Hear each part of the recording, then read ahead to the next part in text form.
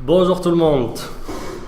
Encore une fois, c'est HK Consulting qui est là pour vous parler du BIM aujourd'hui. Donc aujourd'hui, c'est le quatrième webinaire où on va parler de BIM. Le webinaire, ce webinaire, il est intitulé donc, je pense que tout le monde est là.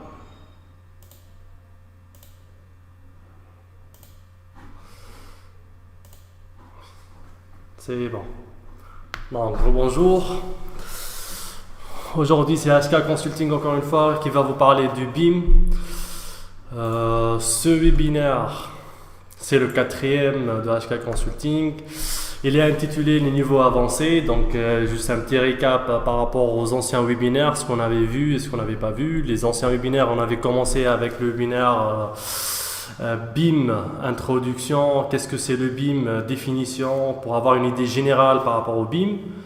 Après, on a vu le BIM, les formations métiers, on a parlé de certaines formations assurées par HK Consulting qui désignent directement les métiers, BIM Modeler, coordinateur, manager, toutes les formations disponibles chez HK Consulting. Le troisième webinaire, c'était un webinaire concernant le civil 3D, les routes, génie civil pour la discipline route, civil 3D, infrawork. Et je pense que mon collègue Mandar Hasni, il a abordé quelques aspects de Nevis. Et là, c'est le quatrième et le dernier webinaire, c'est les niveaux avancés. On va voir pas mal de choses concernant le BIM, concernant certains outils très avancés. Donc, c'est une bonne journée, une très belle journée pour aborder ce sujet-là. Donc, on passe à la présentation. Donc, quatrième webinaire, niveau avancé, assuré par HK Consulting. Je me présente, moi c'est Khaldi Mohamed Khalil, le directeur technique de HK Consulting, aussi formateur et créateur de certaines formations dans le BIM au niveau de la Tunisie, au niveau du fluide et de l'électricité. BIM manager dans certaines sociétés avant et cofondateur de HK Consulting. Expert BIM certifié professionnel de Autodesk en fluide, électricité et structure. Il y aura à côté de moi tout à l'heure Madame Amal Hamouda qui va essayer de répondre à certaines questions concernant les formations. Elle va nous joindre un peu plus après. Donc toutes les questions concernant les formations, les réponses vont être abordées par Madame Amal Hamouda. Donc, mais avant tout, toujours avec une petite présentation par rapport à HK Consulting. Avant de commencer, HK Consulting, c'est qui, c'est quoi et qu'est-ce que nous faisons exactement? Donc, HK Consulting, c'est un bureau de conseil, et un centre de formation et un bureau d'ingénierie. Donc, bureau d'ingénierie en génie civil, énergétique, entre parenthèses fluide et génie électrique, tout ce qui est électricité, bâtiment aussi. C'est un centre de formation professionnel agréé par l'État, mais aussi agréé par Autodesk. Donc nous sommes un ATC. Nous avons une convention avec Autodesk. Nous avons le droit de faire passer les examens. C'est pour ça que nous sommes un Certiport Testing Center.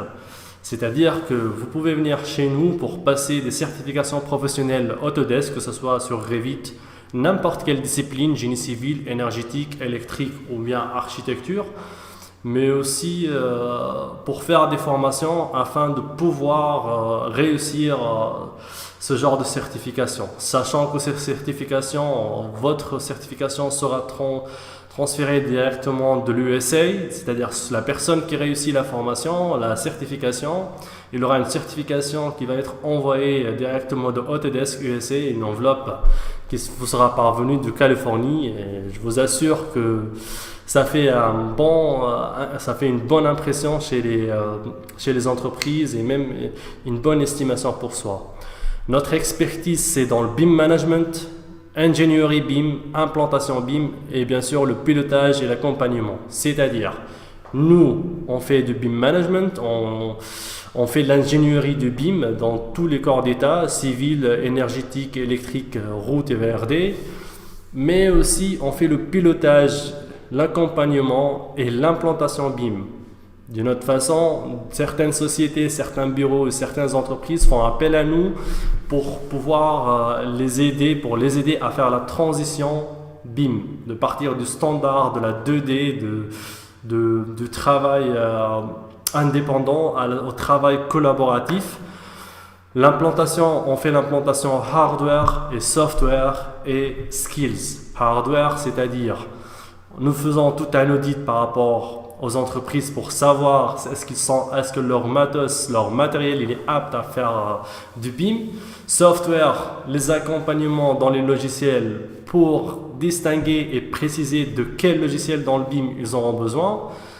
Skills, on leur fait une mise à niveau pour leur équipe pour qu'ils soient adaptés et bien prêts à opter et à réussir les projets BIM. HK Consulting, ça a été fondé par deux personnes, moi-même, Khalid Mohamed Khalil, et mon associé Hamoud Aer. Donc, ça a été fondé il y a 3 ans de cela. Et aujourd'hui, comme l'année dernière aussi, nous sommes positionnés le leader dans le BIM, surtout dans l'ingénierie en Tunisie. Donc aujourd'hui, le plan qu'on va voir, on va commencer par une présentation par rapport à ce webinaire. Après, on va voir une présentation au niveau de Navisworks pour passer après à une présentation de BIM 360. C'est quoi? Aujourd'hui, le BIM 360, il fait ravage. Beaucoup de gens en parlent, mais peu de gens savent ce que c'est exactement. Juste après, on parlera de Ready to BIM Special Course, quelque chose de très spécial, préparé et exclusif chez HK Consulting. Et à la fin, on va voir ensemble un récap sur les séries webinaires qu'on a fait, le tout, pour faire passer ensuite et finaliser par des questions-réponses, un petit débat entre vous et nous. Comme ça, on peut éclaircir certains points et répondre à vos questions. Donc, Autodesk Navisworks, c'est quoi? En fait, Navisworks, c'est un outil appartenant à la famille de BIM. Cet outil est présent sur le marché sous 2 versions. Une version Freedom, c'est une version gratuite qui sert à faire pas mal de choses, mais il est considéré comme une visionneuse pour la plupart du temps. Et la version Manage, la version payante. Aussi, ça aide à faire pas mal de choses, mais encore plus avancées. Donc cet outil, c'est quoi? C'est un logiciel, un outil d'analyse dans le BIM. Il fait une analyse de conformité technique pour la maquette numérique. C'est pas seulement conformité côté BIM ou côté modélisation, mais avec Navisworks, on arrive à faire une analyse pour la conformité technique. Mais ce qui fait que ce logiciel est un peu spécial parmi les outils BIM, c'est qu'il réalise des simulations en 4D et 5D. Et oui, je parle bien de la 4D, 5D. Aujourd'hui, on ne parle pas de seulement 3D. Donc, on va voir juste après ce diapo, c'est quoi la 4D, c'est quoi la 5D. Donc, on l'a vu auparavant dans le premier webinaire pour le BIM, mais aujourd'hui, c'est ce logiciel qu'on va regarder, comment il fait ce genre de choses. Qui utilise le logiciel Navisworks?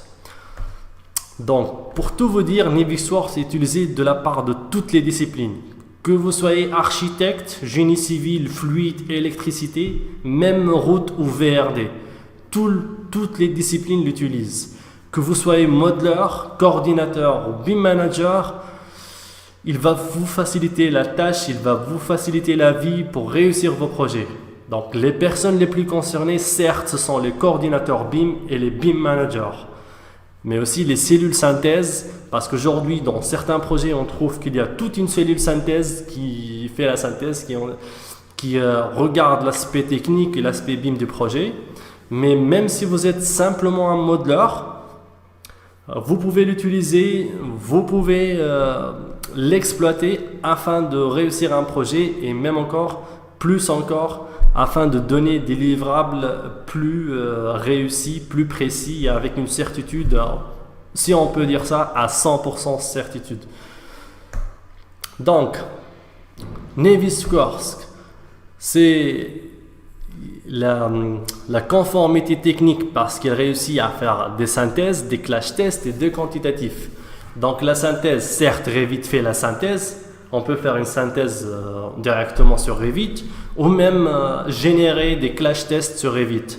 Sauf qu'avec l'outil Navisworks, il fait une synthèse des clash tests plus performante parce qu'il prévoit des rapports avec des images, des captures d'écran, des ID qui facilitent après la résolution de ces problèmes. Quand on dit clash test, c'est comme si on dit que deux différents composants dans le BIM qui présentent un conflit. Exemple, une gaine aérolique qui passe dans une poutre, que ce soit métallique ou béton, ou bien une gaine aérolique qui présente un conflit avec des canalisations de plomberie ou de hydraulique, chemin de câble en électricité qui présente des conflits avec génie civil, fluide, ou même avec les architectes.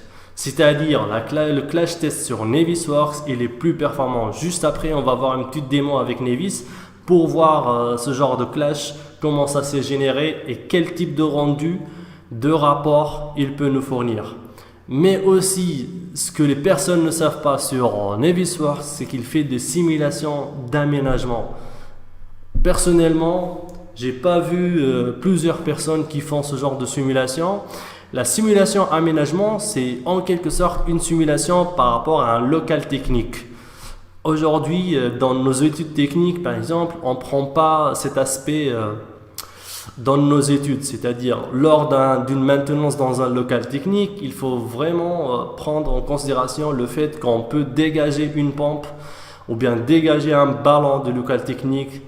Navisworks permet de faire cette simulation. On peut faire des simulations pour voir le gars de la maintenance avec toute sa silhouette, avec sa caisse de maintenance, partir dans un local technique, voir comment ça peut circuler, est-ce qu'il y a des conflits, est-ce qu'il y a des contraintes qui vont l'empêcher à passer ou bien à atteindre l'équipement où il va faire la maintenance, c'est-à-dire faire une simulation de circulation et une simulation où quand il veut dégager une pompe ou un équipement, un grand équipement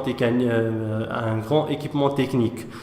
Faire cette simulation nous permet de voir si notre aménagement dans les locaux techniques, et là je parle de fluide et électricité plus précisément, pourquoi pas de génie civil aussi, parce que c'est une contrainte architecturale et structurelle, pour voir est-ce que le maintenancier il arrive à dégager ses équipements. Quand il va dégager ses équipements, est-ce qu'il arrivera à sortir ses équipements?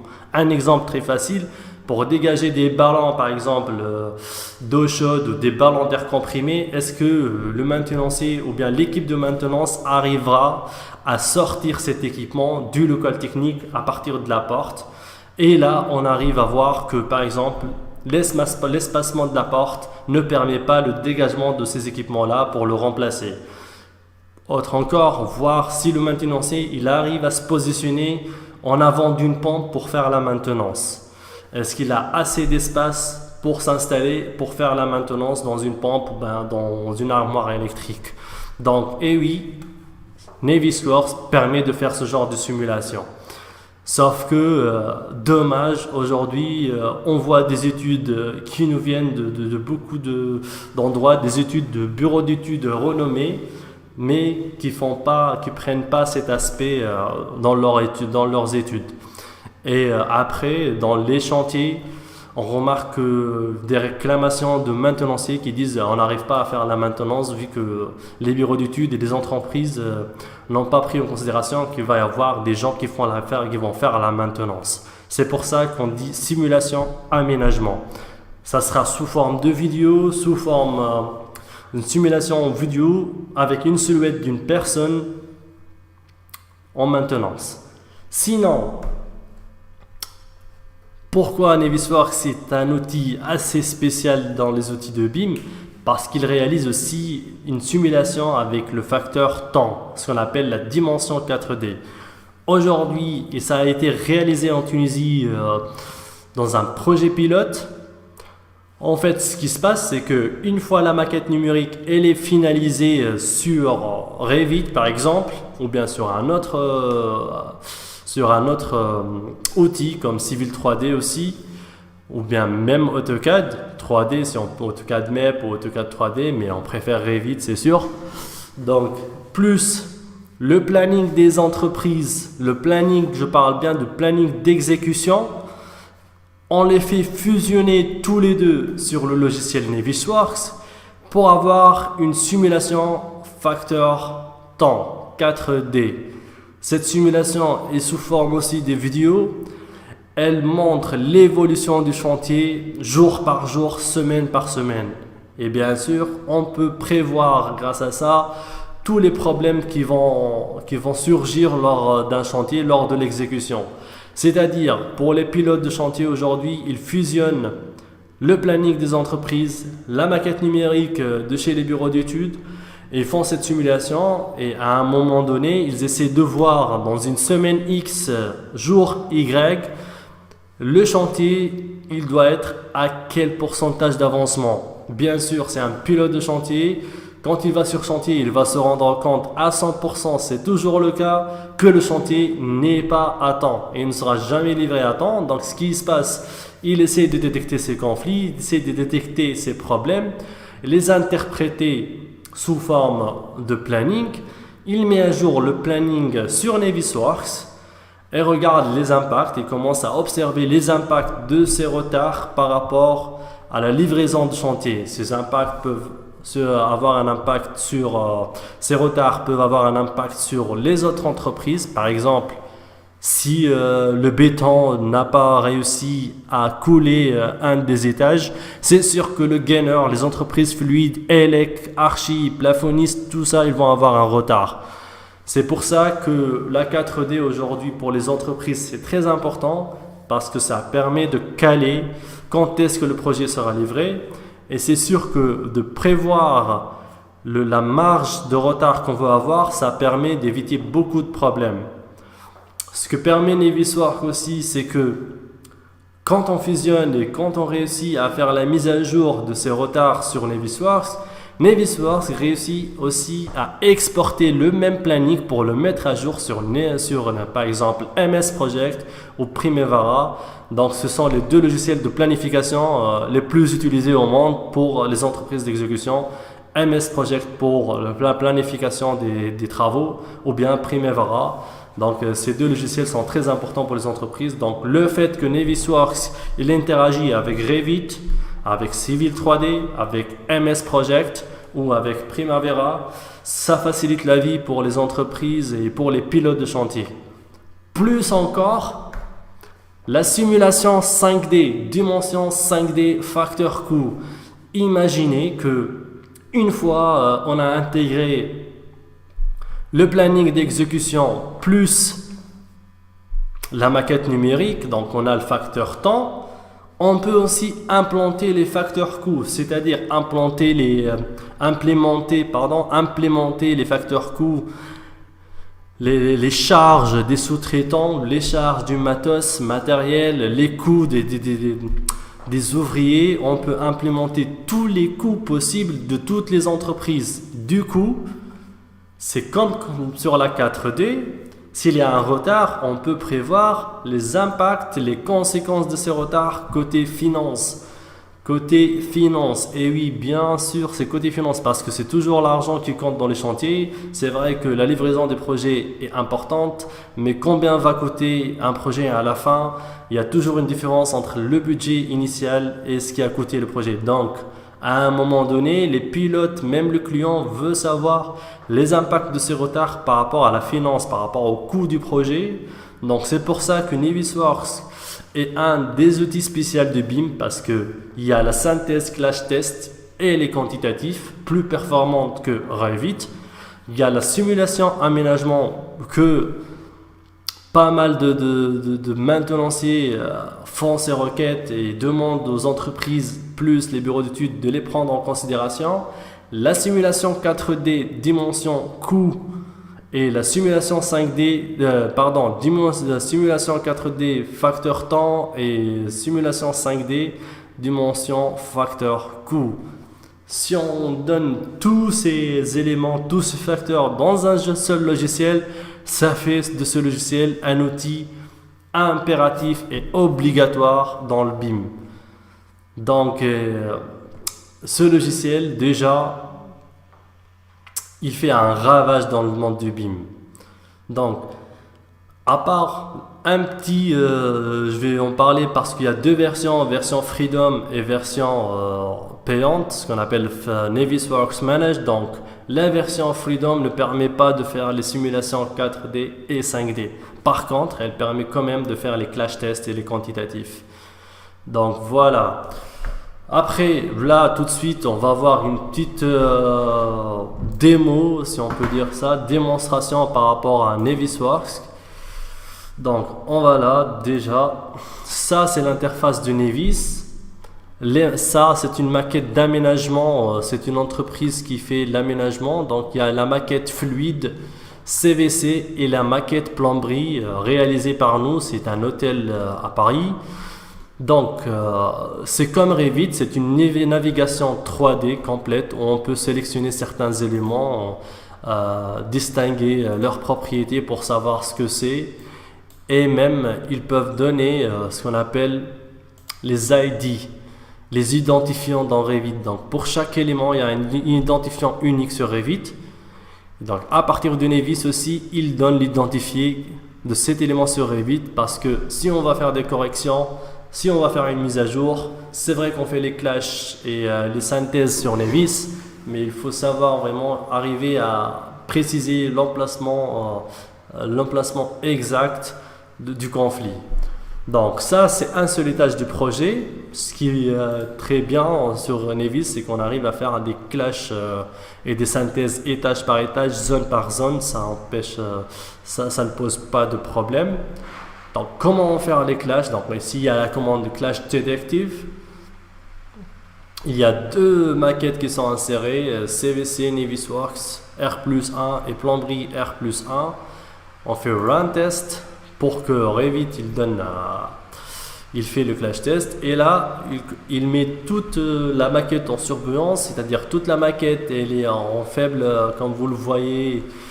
C'est juste un affichage linéaire. Par contre, le clash en lui-même, il vous donne les deux éléments, les deux composants qui donnent des clashs, comme celui-là. Il nomme conflit 1, conflit 2, il commence à donner tous les conflits possibles, tous les conflits. Par exemple, ici, c'est une canalisation qui descend, ou bien une gaine aérolique qui descend dans une gaine technique. Et là, il y a un coup de plomberie qui présente un clash. Donc, le très important dans cet aspect-là, c'est qu'on peut définir la marge d'erreur de clash. C'est-à-dire on peut dire à 1 mm près, à 1 cm près du clash pour ne pas détecter des clashs qu'on peut vraiment ignorer lors d'un chantier, ce qui n'est pas faisable sur Revit. Donc ça donne tous les conflits, voilà. Même les conflits d'isolation, donc il donne tous les conflits. Une fois que le conflit il est sélectionné ou bien il est visible, par exemple, on peut sélectionner cet élément. On va essayer de sélectionner cet élément. Donc, il faut juste avoir une bonne orientation. Voilà. Et on peut voir ici c'est quoi. Donc, il dit name, c'est BER-PLB, raccord de canalisation. Donc, dans la partie propriété, on peut voir ici. Attendez juste une minute que j'enlève mon affichage à moi. Voilà. Quand je sélectionne le composant, là, on a le raccord de canalisation. Il appartient à la maquette PLB, PVC. Le matériau, c'est du PVC. Matériau sur Revit, PVC. Il donne toutes les informations qu'il a pris de Revit aussi. Autodesk Material ID Element. Et ça, c'est l'identifiant unique sur Revit. Et là, ça parle de timeliner et de matériaux. C'est encore plus avancé dans Nevis. J'espère bien que vous allez le voir un de ces jours. Sinon, ça c'est ce qu'il peut faire Navisworks, le minimum possible qu'il peut faire. Mais aussi, il permet de générer des rapports qu'on peut transmettre aux intervenants. Un des rapports, je vous montre un des rapports. Voilà, ça c'est un rapport généré de Navisworks directement. Pas besoin de rédiger nous-mêmes les rapports, pas besoin de préparer des tableaux pour dire voilà ce qui se passe à rectifier et tout ça. Donc les conflits, on les exporte sous forme HTML et c'est directement transférable aux clients ou bien aux intervenants ou bien aux modeleurs qui sont en train d'utiliser, de modéliser la maquette.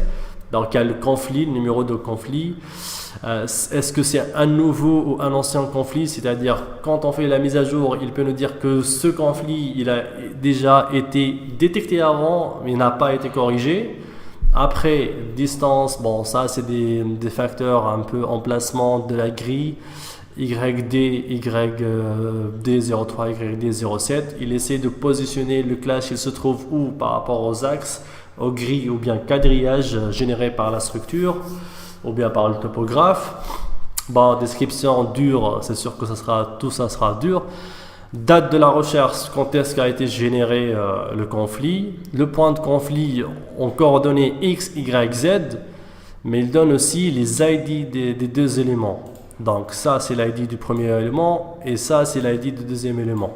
Donc pour ce clash là, il y a un clash entre une isolation et du PVC, une canalisation. Isolation et canalisation qui présentent un clash, c'est à résoudre. Et là on trouve tout le rapport généré et quand on clique sur une des photos par exemple, ça nous donne directement il nous donne directement une image très claire, très visible pour pouvoir se positionner, pour voir un peu à quoi ça ressemble le clash, comme ça sur les autres logiciels de conception et de modélisation. Quand on tape les ID et on les affiche, on se repositionne et on arrive à détecter directement il est où le clash. Et en plus, ce genre de rapport permet à la synthèse de bien résoudre les conflits. Donc, voilà, c'est un aperçu du Nevis. Donc, revenons à notre présentation. Donc ça, c'était une petite démo par rapport à ce qui se passe sur Nevis et quel genre de rapport il peut générer. Après, on va parler de BIM 360. C'est quoi BIM 360? C'est quoi Autodesk BIM 360? En fait, Autodesk BIM 360, c'est une plateforme de collaboration. C'est une solution, une nouvelle solution, une nouvelle génération, une nouvelle génération de solutions qui permet d'une part la collaboration entre les intervenants d'un projet, mais aussi elle permet de suivre le projet durant toutes ses phases sur le cloud.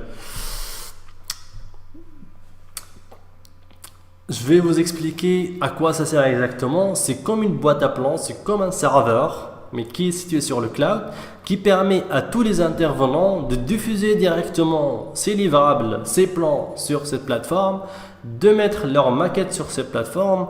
Et encore plus encore, c'est quoi le point positif?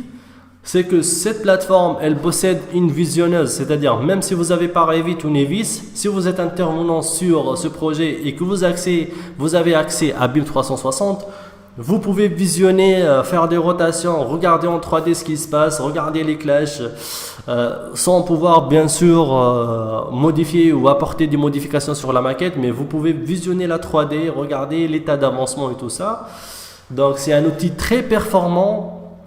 On peut générer directement des livrables de Revit directement vers l'espace réservé au projet au BIM 360. Plus encore, c'est qu'il suit un projet durant toutes ses phases, c'est-à-dire s'il y a une phase d'émolition existant, une phase de réhabilitation, phase de construction, va y avoir toutes les phases. Même dans les projets BIM, on commence par des esquisses. Il y a aussi des projets aussi aujourd'hui qui commencent par des esquisses en BIM. Esquisse APD avant projet détaillé, après il y a la DCE ou le dossier d'appel d'offres. Dossier de consultation d'entreprise, DCE pour l'offshore, c'est le même DAO, dossier d'appel d'offres pour la Tunisie. C'est une autre phase du projet. Après, il va y avoir la phase EXE et la phase as-built, recollement à la fin. Donc, BIM 360 permet d'avoir un projet de sa première phase depuis qu'il ait une idée jusqu'à la fin de la phase, jusqu'à sa démolition s'il le faut. Donc c'est ça qui fait que BIM 360 soit une nouvelle génération de plateformes pour le BIM. C'est le fournisseur ou bien la boîte de production, c'est Autodesk. Donc il est compatible avec Revit, compatible avec Civil 3D, avec Navisworks, InfraWorks et AutoCAD. On peut même y insérer les plannings MS Project et Primavera. Donc Les accès sont contrôlés, c'est-à-dire on a un nombre exact d'accès, on peut fournir des accès à des personnes pour lecture et écriture et on peut fournir des accès à des personnes pour seulement la lecture. C'est-à-dire si le client aujourd'hui veut savoir l'état d'avancement du projet, c'est très facile, on lui donne un accès sur BIM 360. Il entre dans BIM 360, il visionne sa maquette, il visionne les états des études, l'état de la modélisation, à quel point le projet il est finalisé côté modélisation, technique, études et tout ça. Et ça évite la perte de temps, ce qu'on appelle les réunions inutiles, la perte de temps où on nous convoque pour des réunions juste pour savoir on en est où. Donc c'est une plateforme très importante qu'on utilise aujourd'hui. Qui utilise la planification, plateforme BIM 360. Comme je vous ai dit, c'est la plupart du temps les coordinateurs BIM, c'est les chefs de projet dans des équipes dans les disciplines, mais aussi le BIM manager, aussi les clients qui arrivent à visionner, parce que comme je vous l'ai dit, il y a une visionneuse, les économistes, les entreprises. Mais sur BIM 360, il est plus facile de mettre un ou deux représentants de chaque cellule. Comme ça, il ne va pas y avoir une centaine de personnes et comme ça, comment dirais-je, que la forme soit bourrée de personnes parfois qui servent à rien parce que c'est bien d'avoir 2 à 1 personne par cellule synthèse, fluide, élec, archi, structure, VRD, client, entreprise, fluide élec aussi par lot, fluide élec, civil, archi, donc 1 ou 2 personnes par discipline ou bien par cellule, plus le client et plus le BIM manager. Donc ça donne des accès, c'est très organisé, donc c'est très fiable.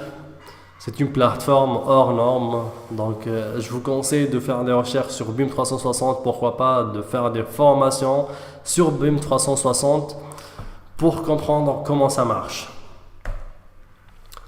Donc juste après, le spécial course de Ready to BIM, c'est un spécial course, c'est un cours spécial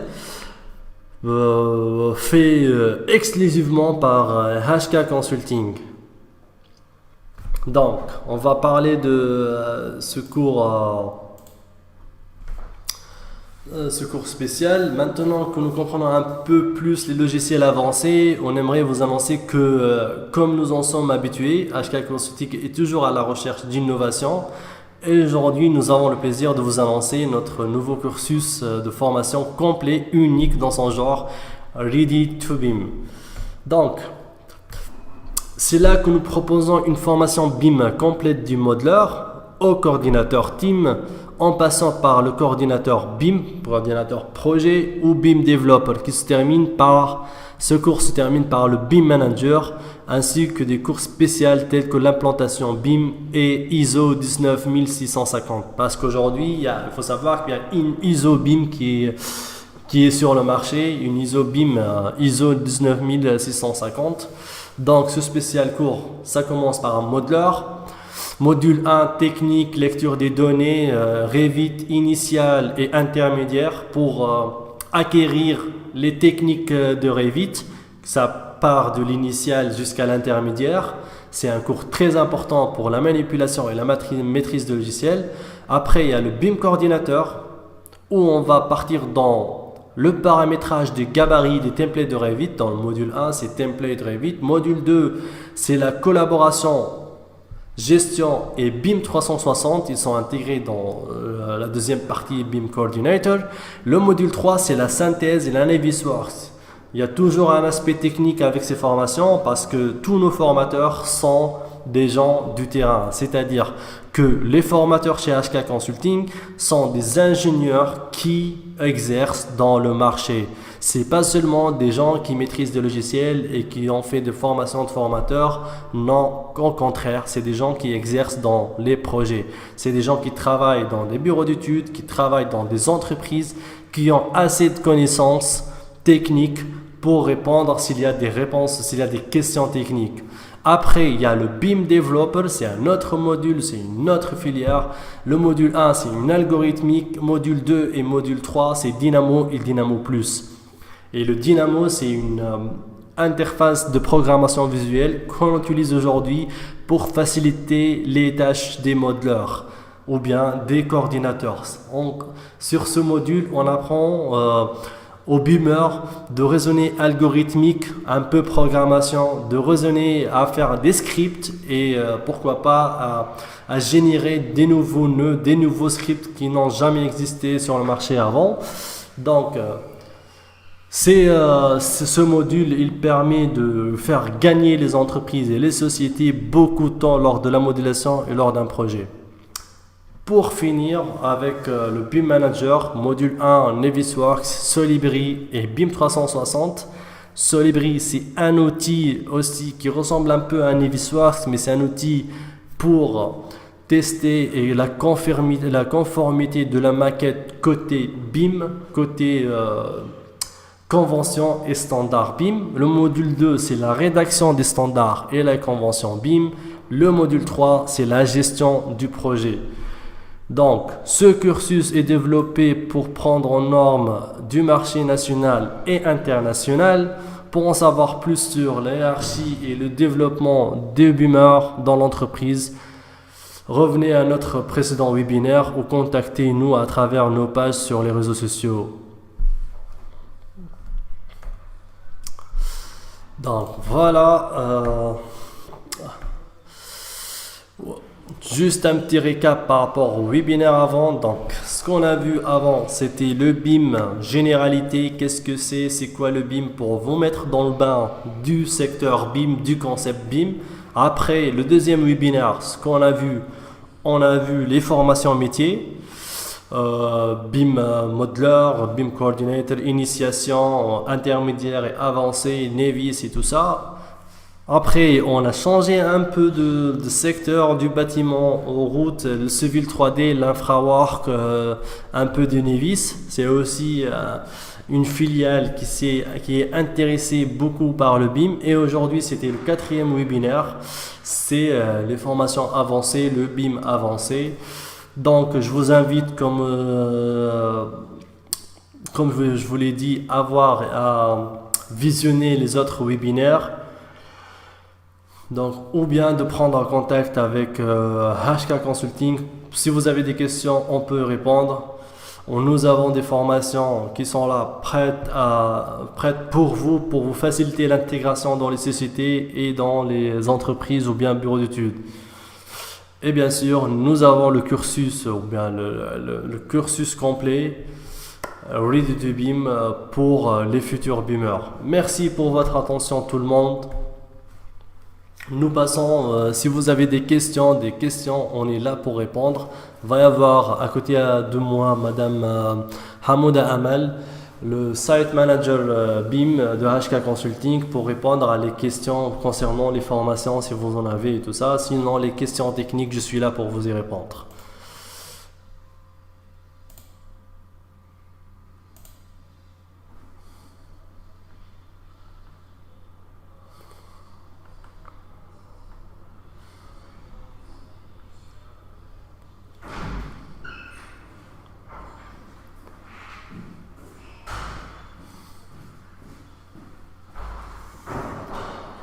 Bonjour tout le monde, je suis Amal Hamouda, Site Manager d'Autodesk ici chez HK Consulting. Donc pour ceux qui ont des questions à propos de nos formations, à propos de la préparation à l'assertif, à propos de la certification, je suis là pour répondre à ces questions. Donc, Mohamed Aminouerdine qui a une question à propos de Nevis, de Revit et Nevis. Oui, allez-y, on est à votre écoute.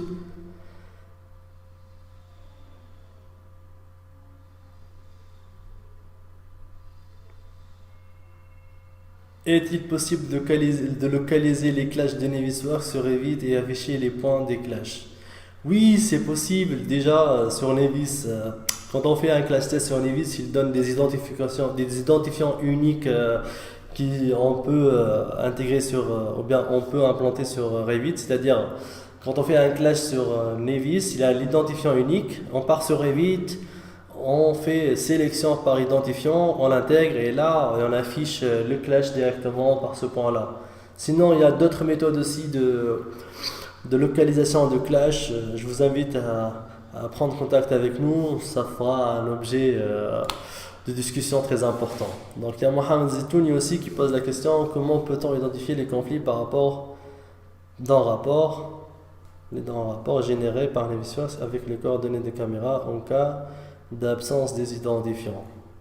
En fait, on a vu ce point chez certaines entreprises ou bien de cellules de synthèse. Je ne vois pas pourquoi quand on fournit des rapports avec des points caméra. Ça gêne beaucoup puisque les rapports, ça donne directement les identifiants. Donc moi personnellement, je vous invite à utiliser les identifiants, ça facilite la tâche à tout le monde, ça facilite la vie à tout le monde, au lieu de donner des coordonnées caméra parce que là, le coordonnées caméra, c'est un coordonné point X, Y, Z, mais l'orientation de caméra, ça peut être dans les 360 degrés, donc franchement,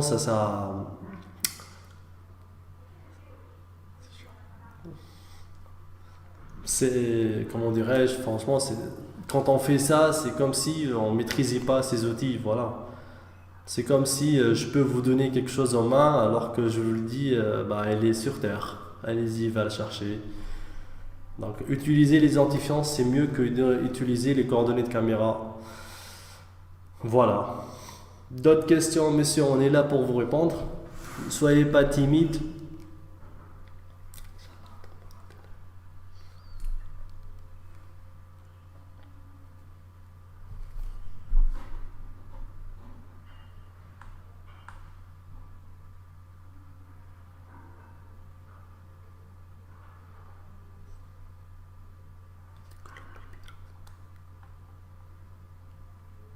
De rien, monsieur Zitouni.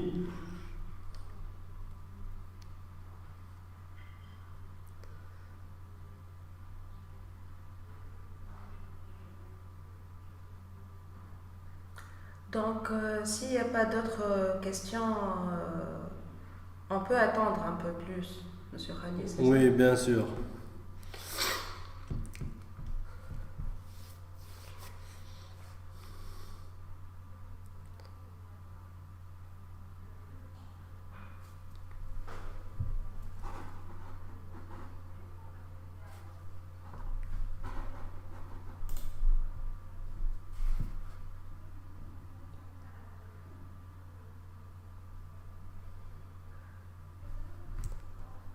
Je vous donne les numéros à contacter si vous avez des questions ou bien concernant les formations. Les numéros c'est 98 16 7 554. C'est un numéro direct de responsable site manager de la formation aussi. Donc vous pouvez le contacter à n'importe quel moment. Sinon, il y a aussi un deuxième numéro, c'est pas très différent du premier, c'est 552. C'est le responsable de formation, vous pouvez contacter sur ce numéro-là. HK Consulting est ici à Hayy El Khadra. Donc, juste à côté, c'est à 5 minutes de la station métro, à 5 minutes de la maison Peugeot de Hayy El Khadra. Sinon, aussi, on est localisé sur Google Maps. Bien sûr, vous pouvez nous suivre sur les réseaux sociaux, sur notre chaîne YouTube, page Facebook et Instagram. LinkedIn, bien sûr, je l'avais oublié. D'accord. Puisqu'il n'y a pas de questions, Vu on qu'il n'y a va pas de terminer questions. ce webinaire. Merci beaucoup pour votre présence. On vous remercie beaucoup. Soyez bienvenus chez HK Consulting. Au revoir et bonne journée. Merci.